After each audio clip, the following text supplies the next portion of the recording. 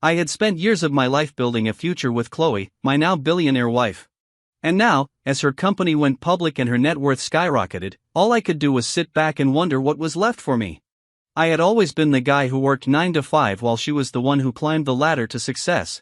But now, with her being the most powerful CEO in the city, I felt like a mere wage slave. What else could I do but divorce her? I thought to myself, I'd been with Chloe through thick and thin, even when she was scraping the bottom. We both suffered together when her company was on the brink of bankruptcy.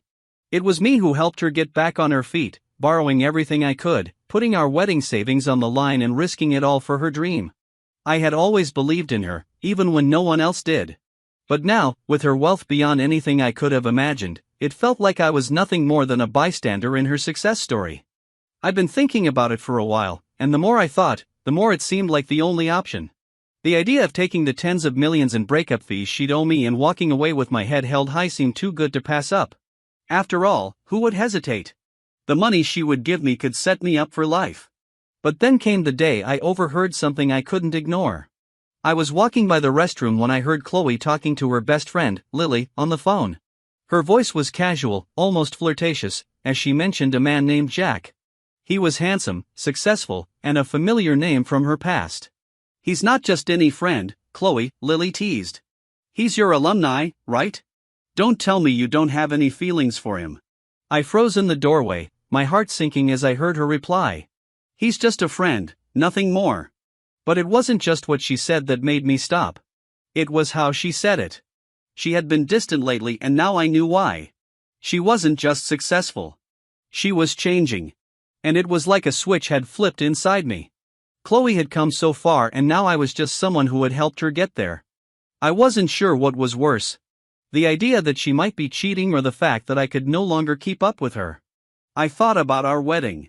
The way we had barely scraped by, borrowing money for everything, not even able to afford a decent wedding banquet. And now here she was throwing around Mercedes cars and designer clothes like they were nothing. It hurt to realize that she was buying those things for someone else, someone she might love more than me. What really hit me was the image of her on the TV screen. Chloe's company had just gone public, and the interviewer was none other than Jack, the same man who had been the subject of their conversation in the bathroom. Watching him on TV, looking perfect, handsome, and so at ease with the world, it hit me like a punch in the gut. He was everything I wasn't, everything I could never be. The man Chloe had now become close to, David, my lawyer and old friend from college, was sitting across from me at a tea house when he saw the look on my face. "What's going on, Ethan? You look like you've seen a ghost." I couldn't help but laugh bitterly. "I want a divorce, David." He nearly choked on his tea. "What? Divorce? After everything she's been through, Ethan, you're crazy. You helped her build this empire, and now you want to walk away." But deep down, I knew it wasn't just the money or her wealth that was bothering me. It was the fear of losing her, of watching her drift away into the arms of someone else. I'd given so much of myself to help her, but now I was starting to question whether there was anything left for me. The man I used to be had faded into the background of her success story. I remembered how when we first met, I had admired Chloe for her ambition, her fire, her drive. But now it felt like she was burning brighter than I could ever imagine. And I was just standing in her shadow, waiting for her to leave me behind. "David, you don't understand," I said quietly. "Back then, she was struggling.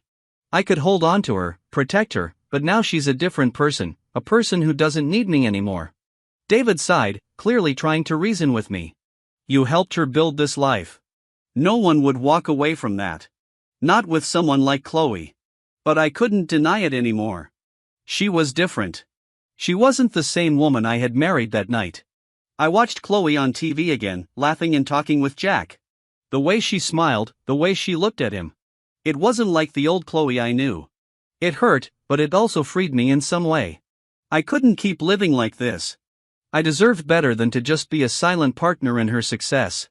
When Chloe came home, she sat next to me as if nothing had changed. She casually mentioned how handsome Jack was and laughed about how many men were calling her wife online. It felt like a slap in the face. "Let's go buy a car," she said, trying to brush off the tension. "We'll get whatever you want." Her words, her nonchalance, it was like she didn't even care about how I felt anymore. It made me realize that maybe it was time to stop pretending. Maybe it was time for me to finally let go. I stood up, feeling a rush of finality.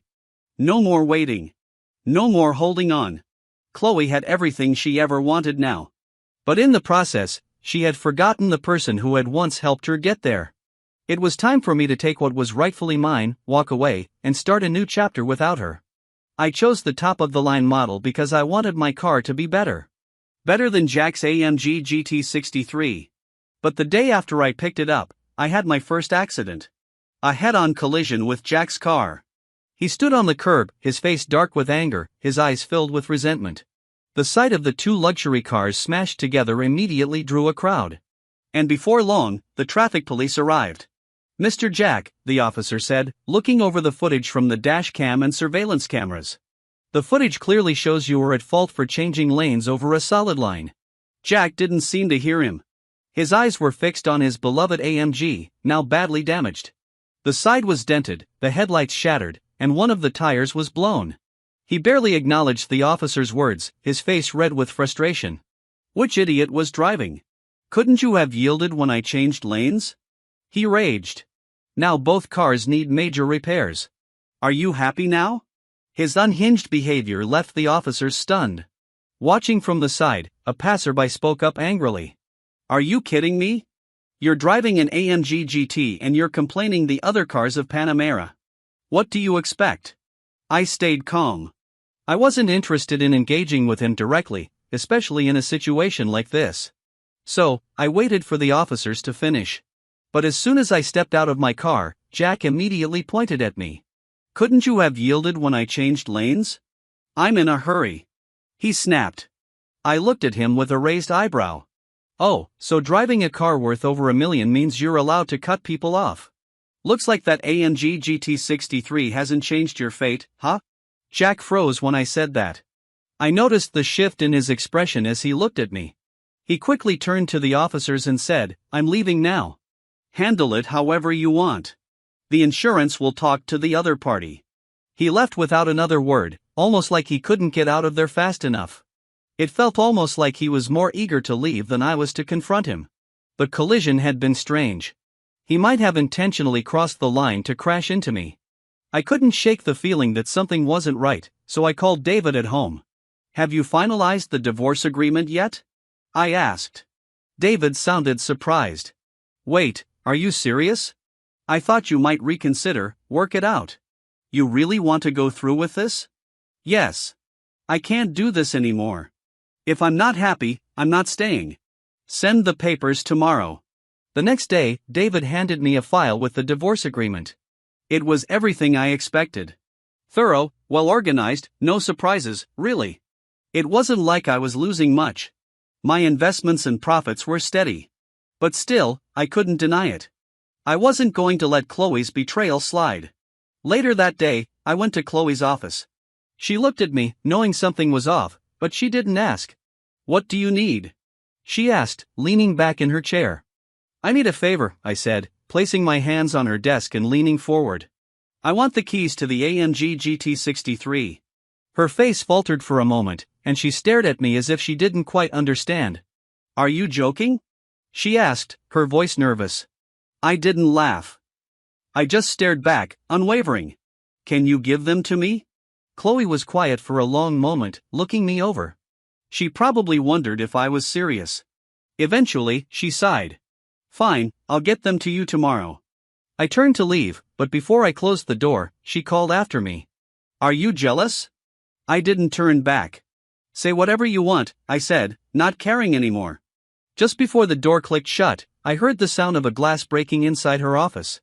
The next day, I went to meet Jack in a cafe. He looked worse than he had at the accident, his face pale and drawn.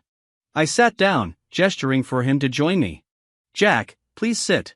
When he saw the keys to the AMG on the table, his eyes widened. Mr. Ethan, are you here to rub this in my face? I just smiled. Not really. It's just a car.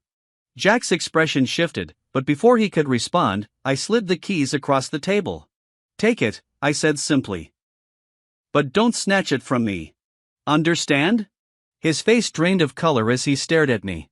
What do you mean by this? I paused, waiting a beat before speaking again. You don't know who I am, do you? We're family, Jack. Your mother's my stepmother. Your real name is Ethan and I'm your half-brother. Jack's jaw went slack. The color drained from his face as he stammered. No, you probably figured it out that day at the crash. You must have looked me up after, right? I said, leaning back in my chair. I know exactly what you're trying to do. Get with Chloe, but she's my wife. She's not yours. Jack was quiet for a long time, his eyes wide as the reality settled in. He tried to protest, but I cut him off. Look, I'm done with Chloe, but I won't let you profit off her misfortune. You and your mother have done enough damage to my family. Now it's my turn. I stood up to leave, but Jack was still in shock. His last words echoed in my mind as I walked out of the cafe. Please, Ethan. I didn't know. I didn't understand back then. I didn't stop. I had no time for his sob stories anymore. When I got home, I started picking at Chloe, finding little things to argue about, anything to distance myself. We were getting divorced, and I wasn't going to make it easy for her. When the wedding company called to confirm the venue, I told them to cancel everything. Chloe was livid when she found out. She came home, sat down on the couch, and looked at me, disbelief in her eyes. Ethan, have you lost your mind? She demanded. Is this about Jack? You knew he's my half-brother, right? You knew we were close. I tossed the divorce agreement in her lap. Look at this. If you have no objections, sign it. We're done. Chloe froze, eyes flicking from the papers to me. You're really doing this? I crossed my arms and stared at her emotionless. We've been living on the edge of a divorce for years. You know it. I know it. It's over. Her face went pale as the reality of it all sunk in. I didn't wait for her to say anything else.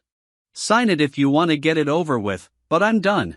I pointed my finger at Chloe, my voice trembling with anger. Having a little money makes you feel important, doesn't it? Makes you think you can look down on everyone else, doesn't it? Her mouth hung open slightly, eyes wide with disbelief.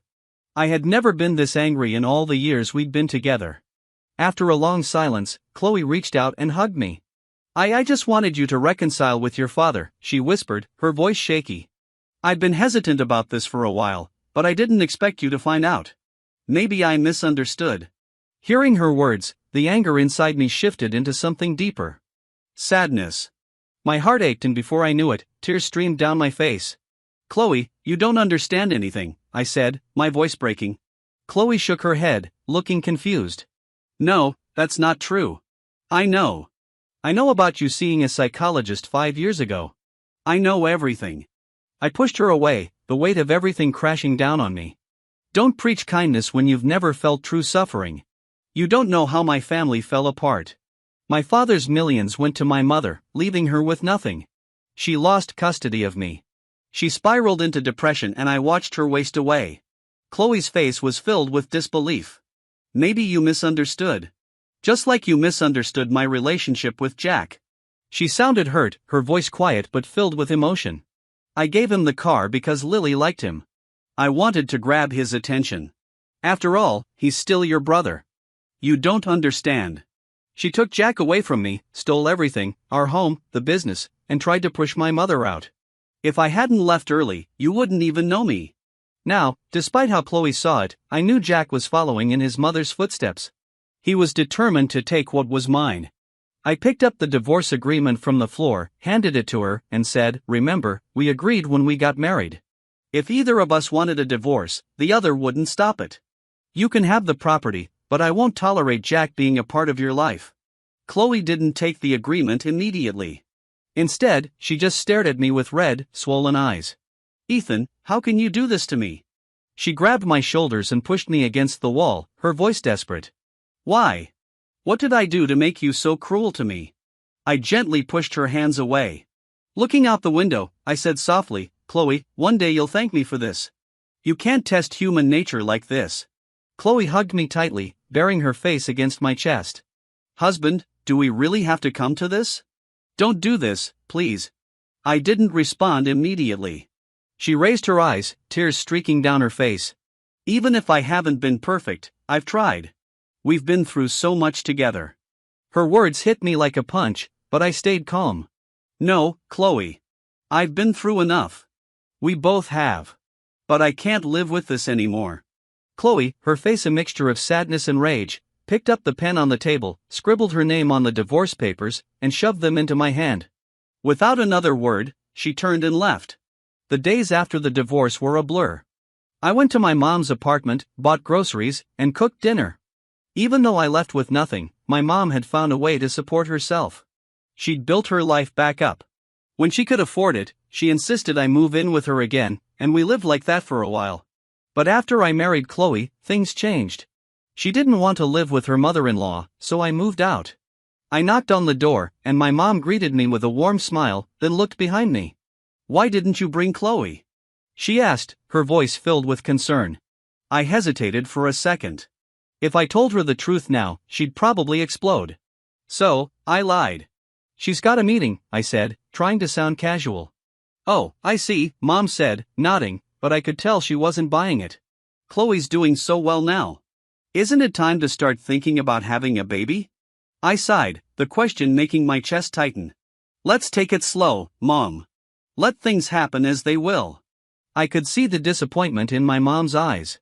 Back when Chloe and I lived in that small basement apartment, she talked about having children, but we both knew it wasn't the right time.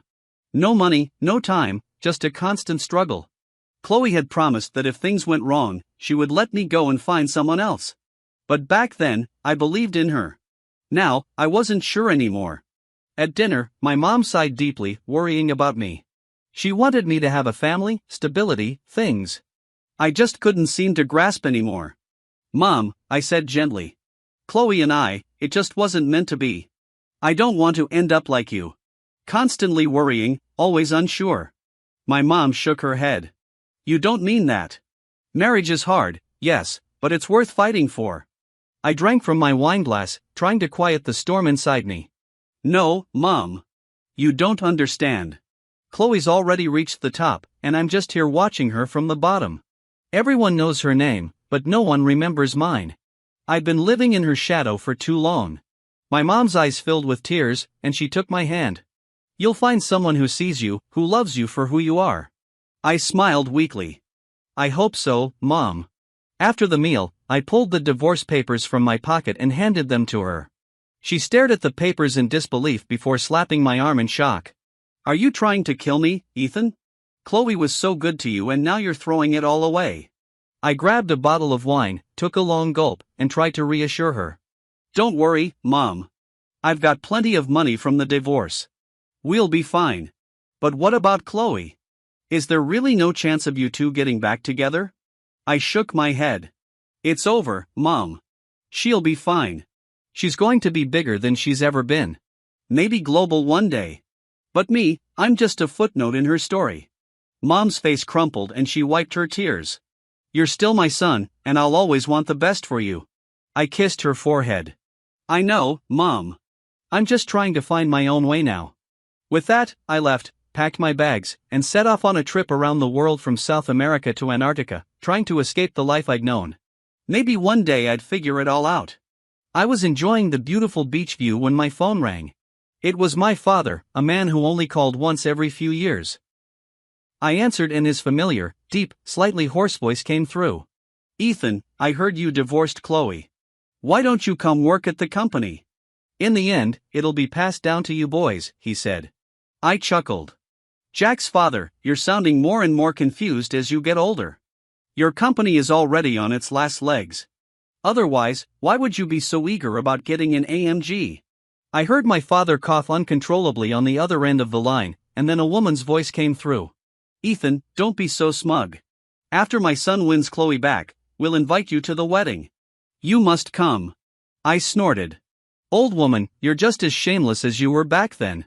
I could hear my father scolding her on the phone. The argument was all too familiar. Two brothers fighting over one woman. I shook my head. "Don't you have any shame?" I muttered, knowing that Jack could marry anyone, but Chloe. "Never." "Old man, are you senile? Don't you know what Chloe is like now? If it weren't for her efforts, this failing company would have been bankrupt years ago. I'm done with her, and you should be, too." There was a brief silence, then more angry words from my father. I didn't even care to listen anymore. Hanging up on them felt like the right choice. It's pointless to get involved in their never-ending drama. That man married his mistress, and now his own son wants to make Chloe his. It was laughable. What goes around comes around. As I was enjoying my time traveling, my mother called. Son, that guy from the He family sent over some documents. It seems he wants to transfer part of his assets to you. I frowned. Is the old man about to kick the bucket? She sighed. Probably not anytime soon. Maybe his conscience is bothering him. I scoffed. Tell him my divorce settlement is worth 100 times more than his entire fortune. I don't need his petty money. That's true, my mother agreed. He can't compare to Chloe. I nodded. But then she added something that caught me off guard. Oh, by the way, Chloe has been coming over for dinner almost every day lately. She even apologizes if she can't make it. I felt an inexplicable annoyance bubble up. Mom, stop entertaining her. If she shows up again, just send her away. After traveling for over 2 months, I returned home and felt a bit out of place. Just 2 days later, David called. He said there was a high school reunion and I had to be there. I never liked high school reunions. It's always the same, eating, drinking, gossiping, and everyone showing off. But since I was unemployed now, I figured it would be rude to make an excuse. When David and I arrived at the venue, the private room was buzzing with chatter. As soon as we entered, someone said, I told you Ethan and Chloe would divorce eventually. Who wouldn't want to have fun with money? Another person chimed in, Ethan might be struggling now, but his divorce settlement still makes him richer than all of us. A third voice added, yeah, but Chloe must have done something terrible to make him divorce her. There's no way a nice guy like him would choose this unless something was wrong. I just smiled and glanced at David. This reunion is full of surprises. David, always the smooth talker, quickly moved the conversation along. All right, enough about Ethan. Let's talk about everyone else. It's been years since we last saw each other. Let's just enjoy tonight. Soon after, Chloe walked in. As usual, she had everyone's attention. Her beauty was undeniable. She was wearing an outfit that made it clear she was still the same confident woman. But her voice, that playful tone, instantly grabbed the room's attention.